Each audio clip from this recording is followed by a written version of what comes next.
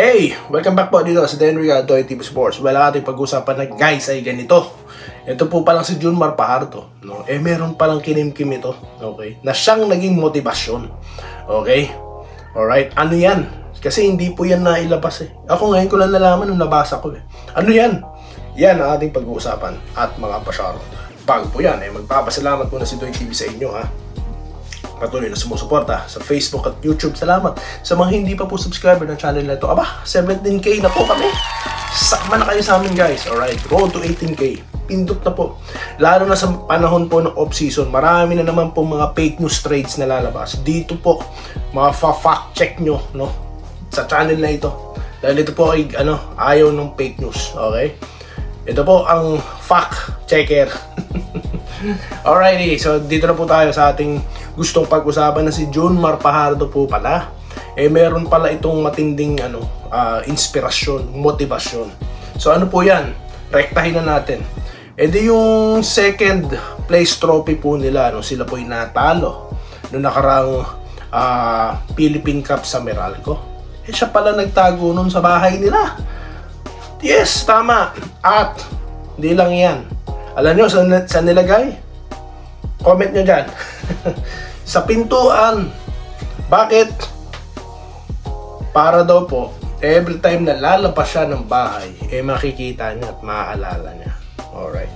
Kaya pala, at 35 years old, nako po, parang walang nagbago. Lumakas pa nga ata, Lumakas talaga dahil biruin nyo naman ang scoring. At yung presence niya sa loob. Okay. It's really felt ng mga nakakalaban niya, di po ba? Naramdaman nyo, mga taga-barangay Never fans, di ba? Ngayon, ramdam na ramdam pa ito ni Kelly Williams, nila Poy Eram, di Galinato, dahil sila yung madalas sa ilalim.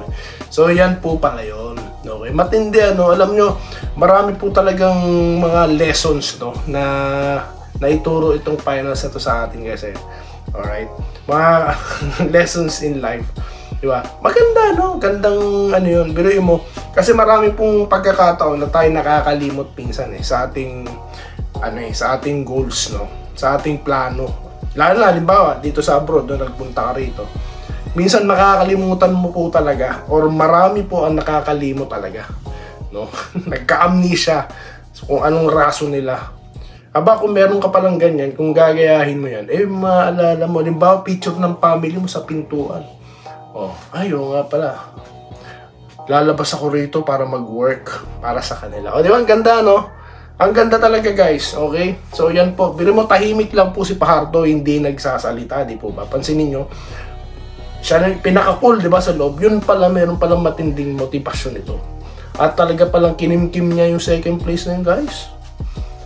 In a good way, di ba? He revenge. Di ba? At syempre, tinulungan din siya, Team po silang ginawa nila yan.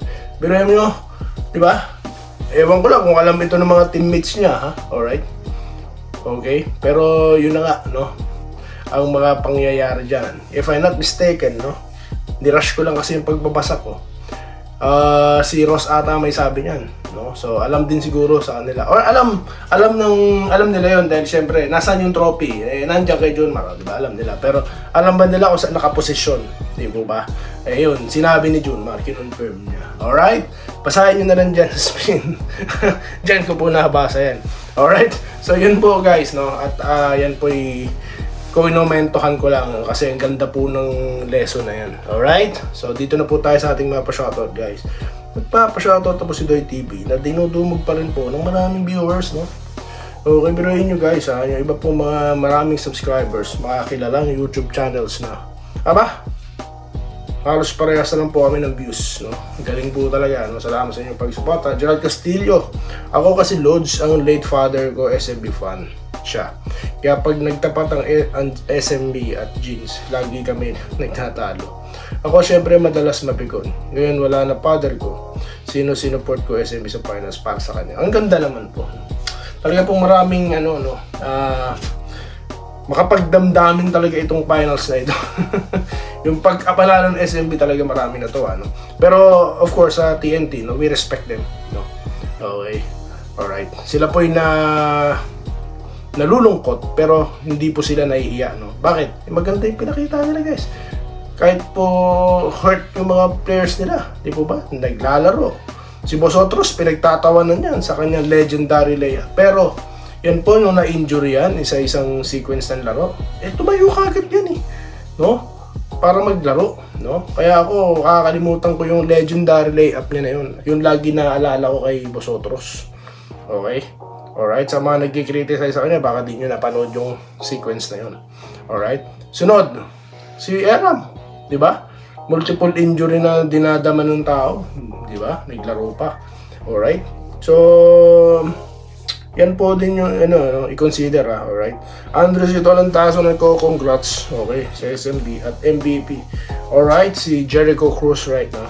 Okay, better luck next season TNT. Gerald Castillo, di lang si Cruz talaga, halos lahat sila may malaking contribute talaga. Ay nako, kaingit SMB, ganyan gusto ko makita sa Hinebra. Po, maging motivasyon nito sa Hinebra, no? Alright. Tuwing nanalo ang SMB ay lagi naka-red jersey, lagi sila. Congrats SMB. Sabi ni Arthur Sabare. Daniel Zerador, kahit hindi pumasok sa final ng Hinebra, yung mga vloggers, ang content nila puro Hinebra. Ano ba yan? Ganyan kasikat Hinebra natin. Ang dami po kasi ding nauuto ng mga fans ng Hinebra, di ba? Lalo na yung mga trades. Tandaan nyo po may dati may mga pumapasok dito nagtatanong lang, no? Kung totoo ba yan. Ngayon, hindi na po sila nanonood sa mga channel na yun. No? So, kakapanood nila ng Doy TV. Kasi nga, dito na nila pinapanood. Kesa sila po yung maaksayan ng data, oras, no? Para lang manood sa mga walang kwentang vlogs na yan. Na ang laman, puro fake news, no? Meron pa rin po iba na nauuto ng mga channels na yan, no? Then, nasa saan nila na yon? Napanood na nilang fake news diba? Naalala nyo yung kinukwento ko dati, yung si Brownlee, no? Suspend, tawag dito, papatawan daw ng kung ano, ng FIBA dahil daw sa ganitong ibinalita ng ganito. Diba? Yun pala, yung nakaraan pa yung issue na yun, para lang panoorin sila. So, yung mga iba pong uto-utong viewers, sige pa rin po panood sa mga ganong channel, no? Nasa sa kanila po yan. Choice po kasi talaga ng viewers yan, no? Kung gusto nilang niloloko sila, no? Para lang ma-entertain sila, no? Kanya-kanya po talagang preference, no? Alright? Pero nandito si Doy TV para i-correct yung mga fake news na yun, guys, no? Bakit? Diyan tayo nagbabase sa mga legit sources lamang, di po ba? Alright? Alan Bello, sir, glance lang po usapan sa laban. Sa game, laban ng Beerman at tropang 5G. Pero sa totoo lang po, dapat boss si Coach Chat. Ano po to? Para magkaroon ng gana sa energy ng tropang 5G. Sino ba ayaw ng Grand Slam? Kaso lagi pong sinasabi ni Coach, di nila iniisip ang Grand Slam. Mga pa-humble-humble po ba yan, guys? Ano, sir?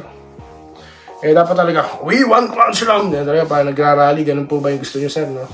Pwede rin po yan. Rodualdo Prasdilla, good PM, Idol Doy TV sa wakas, nag-champion din ng SMB. Yes! Enrique Rivero, nag-good day, Idol Doy TV, malapit na laban ng Gilas.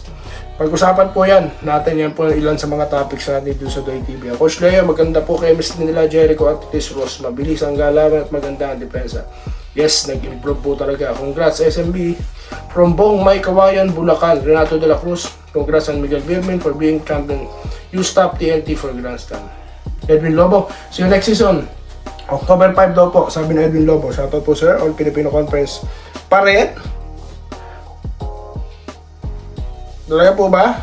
Search natin yan ha. Congrats din sa TNT, daming injury pero lumaban. Yeah. Wenceslao Capon, good PM boss Doy. Matagal na naman ang laro ng PBA. Yes, pero marami po tayong mga updates ha. Roberto Quijano, nagko-congrats kay Mr. Dila, okay? Ramil Raimundo, nagko-congrats kabayan Doy. Maraming salamat po. Watching po siya, no? Solid Ginebra din po ako, kaya lang okay. Solid Ginebra po pala si Sir Ramil Raimundo. Alright. Si Ma'am Salvahan. Kamusta po kayo, ma'am? Solid San Miguel yan, Bobby Payawal. Congratulations sa SMB, you deserve it. Team member dito kabayan Doy at deserve din ni Boy Dila ang maging MVP sa playoff. Salamat sa laging pa-shoutout. Yes, ganun din po kay Sir Bobby Cabading. Sir, matagal pa po ba kayo manonood at magko-comment? Sa October na po ba? De, joke lang. Sir Joseph Pineda, ito lagi ito No, nagpapasalamat po. Ganun din ako sa inyo, sir. Salamat sa inyong pagsuporta. Pati sa Facebook, lagi kayo nandyan eh. Kayo nila Ma'am Irene Quiles. Nick TV Vlog. Okay, yes. Welcome po, sir. Welcome po talaga kayo, no? Okay, watching from Marilao, Bulacan. Congratulations, Kabir Kads, aba? At Idol Finals MVP, Master Jericho. Congrats. Okay, Birmen, double dagok natanggap ng TNT na dalawahan na sila na San Miguel sa Tangalan. Oh, no, sakit nun, ano? Malupit po yun kay Machine Gun Kelly kasi nandun siya eh, yung 2011 eh. No? Alright. Okay, opening daw po ng PBA is October 5, sabi po ni Bon Ryan Cantor na nagko-congrats din sa SMB. Nag-thank you rin po si Ma'am Irene Quiles. Welcome po, Ma'am. Ma'am Minerva Jabag, ganun din po. Robert Kayabab, nagko-congratulations po, no, sa San Miguel. At sa finals MVP nito na si Jericho Cruz. Alright. Okay, maraming salamat po sa inyo lahat guys at magkikita po tayo sa susunod na video content. Dito lamang po si Dayan Rica at Doy TV Sports. Ito po si Kabayang Doy na muli nagpapasalamat sa inyo at muli stay safe po ulit. Okay? Alright, good night po sa inyo dyan at magandang mga araw po, no, sa inyong lahat sa buong mundo. Maraming salamat po sa inyo lahat. Salamat po sa panonood. Subscribe na para sa mga susunod na basketball at boxing videos.